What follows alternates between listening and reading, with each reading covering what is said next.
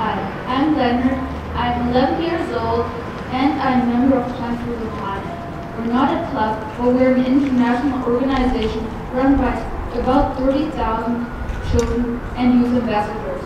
We're presented in front of the UN and we are those who help climate justice. We children want a future too. We need to take serious action on climate change. Today is the last day of the United Nations climate talks in Lima, Peru, and therefore we children want to remind the adults and politicians again that there's no time to be wasted. The adults who govern the countries of the earth today need to get to grips and make sure that next year in Paris we will see a binding climate agreement that really cuts on greenhouse gas emissions. We children are the future, or so say the adults. But if there's no future, then what is there for the kids? Global warming is happening, and if we don't take action now, then it will be too late. We children ask why is Canada at the bottom of the list of developed countries when it comes to take action and cut down on carbon emissions. We children ask why Canada is far away from meeting the 2020 carbon-reducing targets.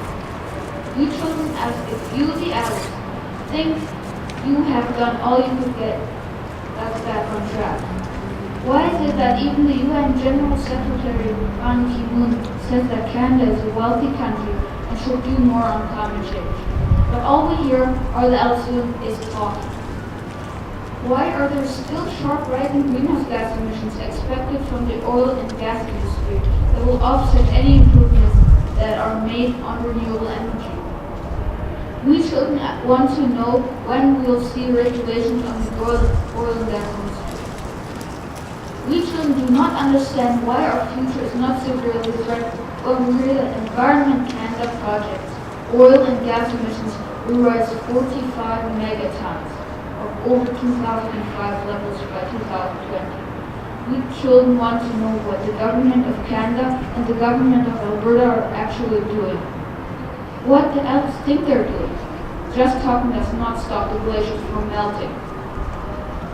If you, the adults, or the politicians, don't get it or don't yet know, we children have figured it out. We children demand a 3-point plan to save our future. First, plant 1,000 billion trees as an additional carbon storage. There's enough space for them, and one single tree can bind 10 kilograms of CO2 per year.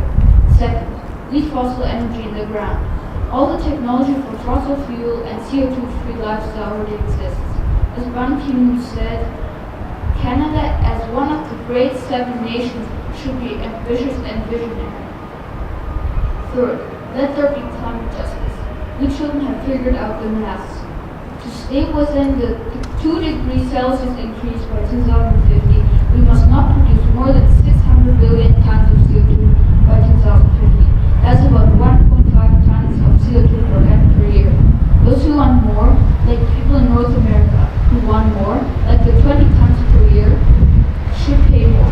This is climate justice and make sure that the people in the poorest regions who are most affected by extreme weather and global warming get education, hospitalism, and money for a better life, food, water, etc.